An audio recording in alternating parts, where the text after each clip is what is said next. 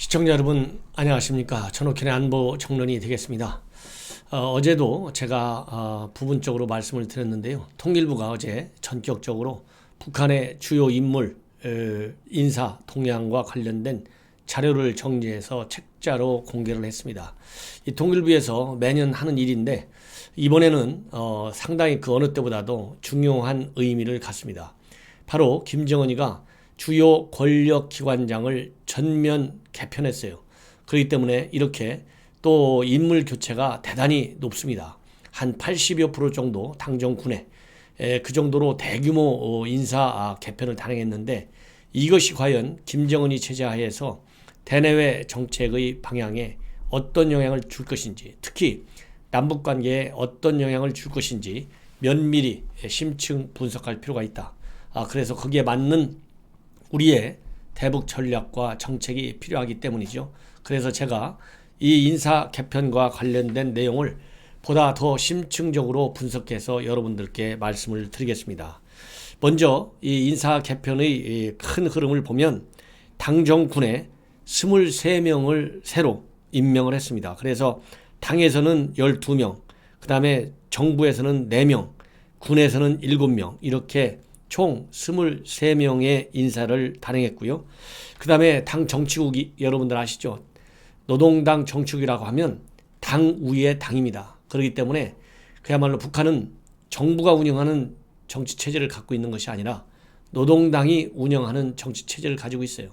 그렇기 때문에 김정은이는 바로 당을 통해서 북한 체제를 유지 발전시키고 있는 것이죠. 그렇기 때문에 이 당을 사실상 장악하고 있는 가장 핵심 기구가 정치국이에요. 그래서 이 정치국은 우연히 14명인데 그 중에 11명을 바꿨어요. 그러니까 뭐 한 거의 80%에 상당하는 겁니다. 그 다음에 국무위원은 11명 중에 9명을 교체했어요. 그러니까 이거는 또 80%가 넘죠. 이런 것처럼 이 당정군 전반적으로 80%가 넘는 물갈이 인사를 했는데 이러한 물갈이 인사의 가장 큰 특징은 고령화된 즉 고령층 리더들을 전면 교체해서 60, 70대 인물들로 바꿨어요. 그러니까 우리나라로 치면 60대, 70대도 나이가 좀 있는 걸로 치지만 북한에서의 평균 수명으로 볼 때 60, 70대면 거의 죽기 전에 있는 사람들이 사실상 당 정군의 실세로 지금 바뀌고 있다. 그렇기 때문에 10년 정도 젊어지는 인물들로 지금 바꿔놨는데 이 정도로 대대적인 세대 교체를 하고 있다. 이런 평가를 하고 싶고요. 그 다음에는 김정은이가 이 성과 위주의 인사를 하고 있는 것으로 통일부는 판단하고 있습니다. 그렇기 때문에 성과에 따라서 실용주의적 인사를 했다. 이것이 통일부 당국자들의 공식적인 논평입니다. 저도 물론 실용적으로 인사 개편을 했다. 그런 측면도 있지만은요. 저는 첫 번째가 세대 교체고 두 번째는 누가 더 김정은이를 위해서 충성할 수 있느냐. 그야말로 사심없이 김정은이의 최측근 세력으로 김정은이를 떠받칠 수 있느냐. 누가 우상화를 잘할 수 있고 누가 3대 세습 체제를 잘할 수 있고 누가 사상 통제, 세뇌 교육을 잘할 수 있느냐. 누가 김정은이를 더 신격화시킬 수 있느냐. 이러한 충성심 여기에 초점이 맞춰져 있고 그리고 세 번째 정도가 실용주의성 즉 능력 중시 실용주의라는 건 뭡니까? 결국은 능력 있는 능력별 인사를 했다는 거 아니겠어요? 그러나 김정은이는 아직은 능력이 중요한 게 아니라 혈통 또는 충성심이 훨씬 더 중요하다. 이런 평가를 저는 하고 싶습니다. 그리고 이번 인사와 관련해서 통일부에서 얘기한 분석한 내용 중에 여러분들께서 꼭 아셔야 할 것이 한 3가지 정도 압축되는데 첫째, 김정은이의 생일입니다. 그동안에 82년생설, 83년생설, 그리고 84년 1월 8일 생설 서너 가지 설들이 있었는데 오늘 어제죠. 그러니까 통일부가 발표한 자료에 의하면 84년 1월 8일 생으로 한다. 이렇게 정리가 됐고요. 그 다음에 김여정과 관련해서 또 통일부가 발표하는 걸 보면 지금까지 전문가들 사이에서는 김여정이가 초기에는 선전선동부 제1부부장을 하다가 최근에는 조직지도부 거의 부장 자리를 차지하고 있을 개연성이 크다. 아니면 최소한도 조직지도부의 제1부부장 자리를 차지하고 있을 것이다. 그러면 조직지도부는 뭐냐? 그야말로 북한 전체를 움직이는 것은 노동당 정치국입니다. 그러면 당, 정, 군 인사권, 그 다음에 검열권, 감찰권을 갖고 있는 지역이 부서가 바로 노동당의 조직지도부예요. 그래서 이 김일성 때는 김일성이의 동생인 김영주가 지도부장을 했고, 김정일 시대에는 김정일이가 직접 조직지도부장을 할 정도로 조직지도부의 역할이 큽니다. 그런데 이 김여정 이러한 지금 현재 어디 소속으로 있을까에 대해서 통일부는 공식적으로는 선전선동부에 있을 것으로 추정이 된다. 그러나 조직지도부에 있을 수도 있고 아니면 제3의 기관에 있을 수도 있다. 이렇게 세 가지 가능성을 모두 열어놓고 있습니다.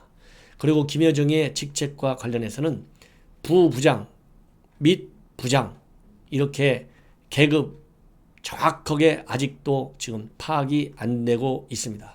그러니까 이런 거는요, 결국 통일부가 정부 수집 기관이 아니잖아요.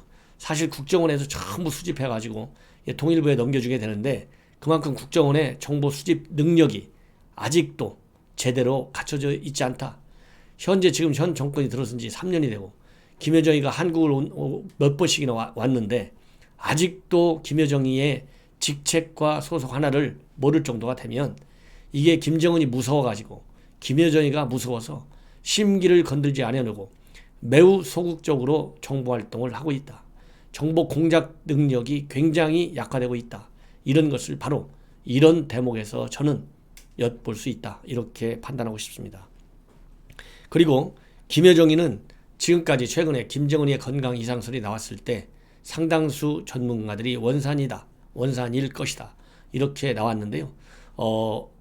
통일부 이번 자료에 의해서 이제 평양으로 정설이 굳어지게 됐습니다. 김여정이는 평양생으로 확인이 되었다. 이렇게 말씀드리고 싶고요. 그 다음에는 김정은의 애첩이다. 애인이다. 여러 가지 설이 많았던 현송월과 관련해서는 직책은 부부장 직책인데 선전선동부에 있을 것으로 추정이 되나 아직 확인된 것은 아니다고 하는 것이 통일부의 입장입니다. 그리고 현송월이는 77년생으로 되어 있고 김여정이는 88년생으로 되어 있습니다. 확인이 되어 있습니다. 이 정도만 여러분들께서 꼭 이 정도는 분명하게 여러분들께서 기억을 잘 해두시면 이 북한 관련 인물 관련 이 활동 내용과 관련해서 뉴스를 보실 때 충분히 정확하게 해석할 수 있는 말하자면 변수를 그만큼 더 많이 아시게 된다. 이런 말씀을 드리고 싶어요. 그리고 제가 이제 본 방송에서 중점적으로 말씀드리고 싶은 이 권력기관장들의 인사와 관련해서 말씀을 드리고 싶은데요. 이번에 개편된 최근에 인물은 경호실장의 곽창식, 정찰총국장에는 임광일, 그 다음에 인민보안상, 우리식으로 따지면 경찰청장입니다. 김정호, 그 다음에 인민무력상, 우리식으로 따지면 국방부 장관, 김정관 이렇게 되어 있고요. 통전부장은 장금철, 그 다음에 국가안전보위부 장관은 정경택 이렇게 되어 있는데 이 정경택은 2017년도 11월에 앉은 것으로 추정이 됩니다. 그래서 정경택은 과거에 경제관료였던 정준택의 아들로 지금 알려져 있어요. 예. 이렇게 지금 되어 있고 그러면 최근에 가장 핵심적인 인물 우리가 이 북한의 대남 전략과 관련해서 눈여겨볼 사람은 임광일이고 임광일이에요. 왜냐하면 이 정찰총국장은 여러분들 잘 아시다시피 그동안에 군 정찰국 즉 요인 암살 테러를 전문으로 하는 군 정찰국 그 다음에 당의 작전부는 바로 간첩을 침투시키는 부서입니다. 그 다음에 당의 35호실 이것은 해외 공작 전문 기관입니다. 그 다음에 국방위 정책실 여기는 군사 남북 간의 회담을 전문화하는 그런 기구예요.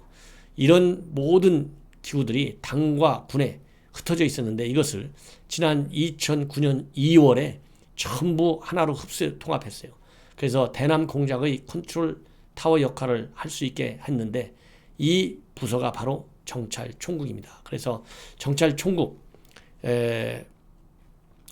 정찰총국의 총국장에 바로 임광일인데, 제가 어제 방송에서 임광일에 대한 그 신상 정보가 전혀 나와 있지 않다 이렇게 돼 있는데, 이제 조금 시간이 지나서 이 사람이 뭐 하는 사람인지 여러분들 이제 제가 소개해 드리겠습니다. 그래서 정찰총국 다시 한번 말씀드린다면, 군의 정찰국, 당의 작전부, 당의 35호실, 그 다음에 국방위 정책실, 이런 것들을 다 통합시킨 기관이 정찰총국인데요. 여러분들, 제가 정찰총국장 하면 대한민국 국민들한테 가장 유명한 사람이 김영철이잖아요. 이 김영철이가 정찰총국장 할 때 2010년 3월 26일 날 천안함 폭진 사건, 그 다음에 2011년 4월 12일 날 농협 전산망 해킹 사건, 이러한 각종 대남 도발을 기획 주도한 기구가 바로 대남 공작 부서인 정찰총국이고요. 이 초대 총국장이 바로 김영철이었습니다. 그런데 김영철이가 2016년도 1월 달에 통전부장이 임명되면서 장길성이가 이어받고 있었는데, 지난 연말에 노동당 7기 3차 당중앙군사위원회에서 임광일로 교체가 됐어요. 근데 임광일은 기본적으로 대남 강경파에 속하고 있고, 그동안에 이 임광일이가 이제 대남 강경파이기 때문에 북한의 대남 군사 사이버 도발 가능성이 커질 것이다, 이렇게 저도 평가했는데 지금 전문가들도 그렇게 평가하고 있습니다. 왜 그러냐면, 왜 정찰총국 이렇게 임광일이가 가면 강성으로 갈 수밖에 없느냐? 이것은 이미 임광일이가 총참모부, 그러니까 총참모부의 북한 군 총참모부 제2전투훈련국장을 한 임광일인데, 이때 임광일이가 무슨 일을 저질렀느냐? 목함 지뢰 사건 아시죠? 2015년도 목함 지뢰 사건이 8월 달에 발생했는데, 2015년 8월 목함 지뢰 사건을 주도한 사람이 바로 임광일 중장, 이번에 정찰총국장입니다. 그렇기 때문에 이 임광일이가 총참모부 제2전투훈련국장을 했고, 또 제1부 총참모부의 제1부 총참모장 겸 작전총국장까지 했어요.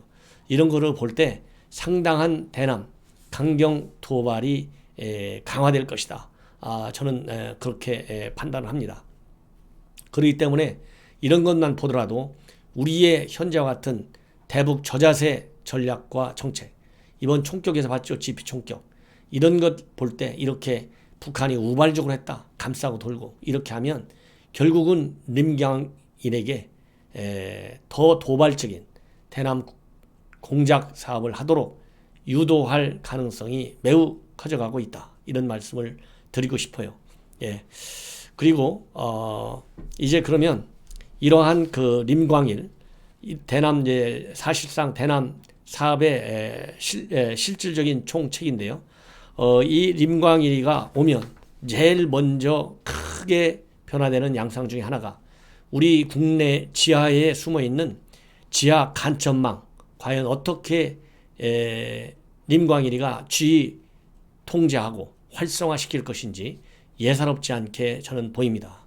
그렇지만은 기본적으로는 가장 중요한 것이 지하망으로 잠복해 있던 대남 간첩망들이 이제 수면 위로 떠오를 가능성이 저는 상당히 크다, 그렇게 봅니다.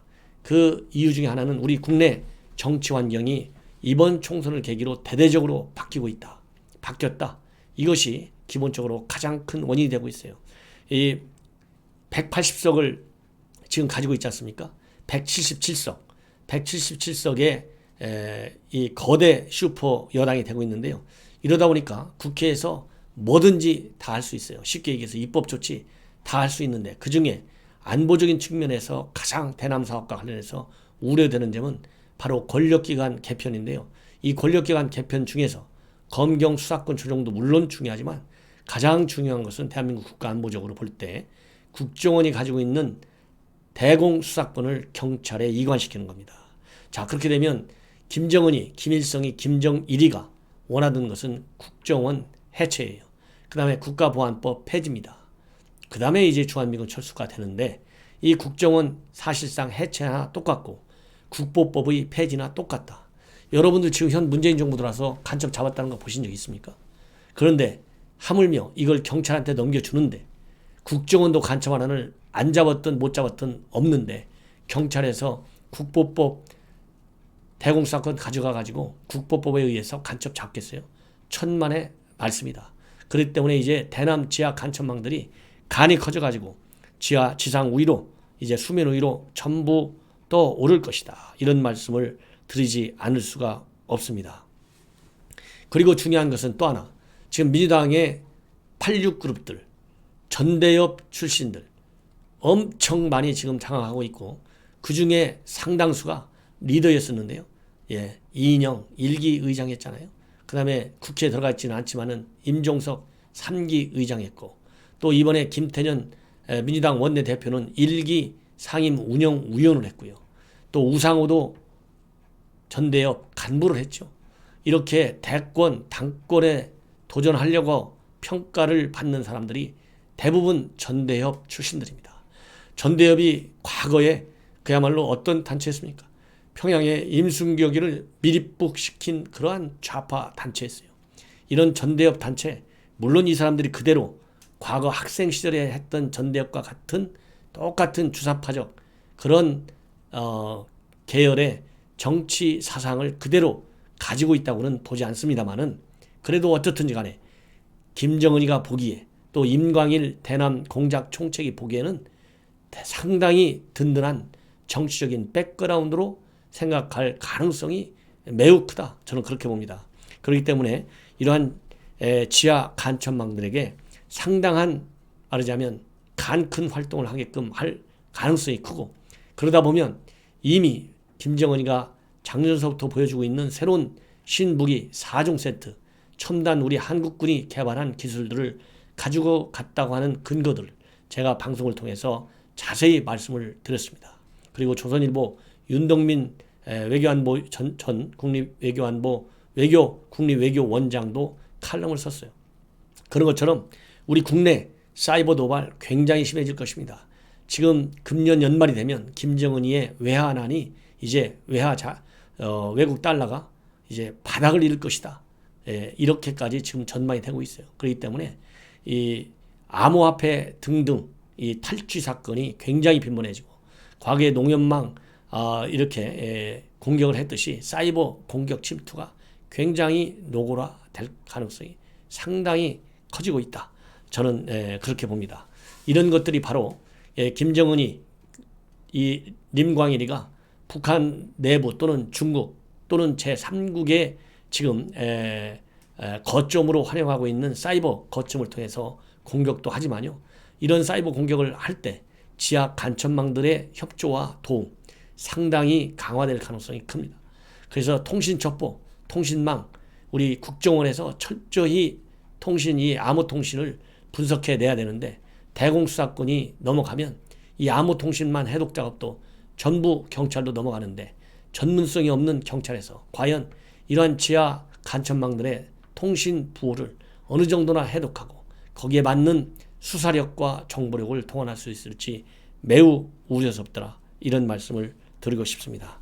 시청자 여러분, 이것으로 림광일 체제하에 정찰 총국이 우리 한국을 대상으로 어떤 도발을 해올지 그야말로 사이버 도발, 해킹 무시무시할 것이고 그 다음에 지하 간첩망들 그 다음에 우회적인 간첩 침투 노골적으로 될 것이고 과거 연평도 포격과 같은 공개적인 대담한 정전협정 위반 군사 도발도 더 확실히 늘어날 것이다. 이런 불길한 전망을 해봅니다.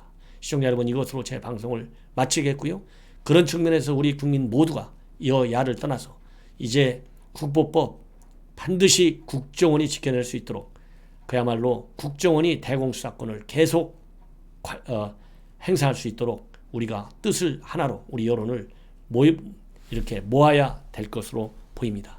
시청자 여러분, 이것으로 제가 방송을 마치고요. 또 추가적으로 왜 대공수사권은 국가정보원에서만 가져야 되는 그 이유를 여러분들께 조목조목 제가 말씀을 드리겠습니다. 이러한 대공수사권 국정원이 왜 가져야 되는지 이런 면에 대해서는 제가 과거에 주요 일간지에 칼럼을 게재한 적도 있습니다. 제가 그 칼럼을 가지고 여러분들께 소개해 올리도록 하겠습니다. 대단히 감사합니다.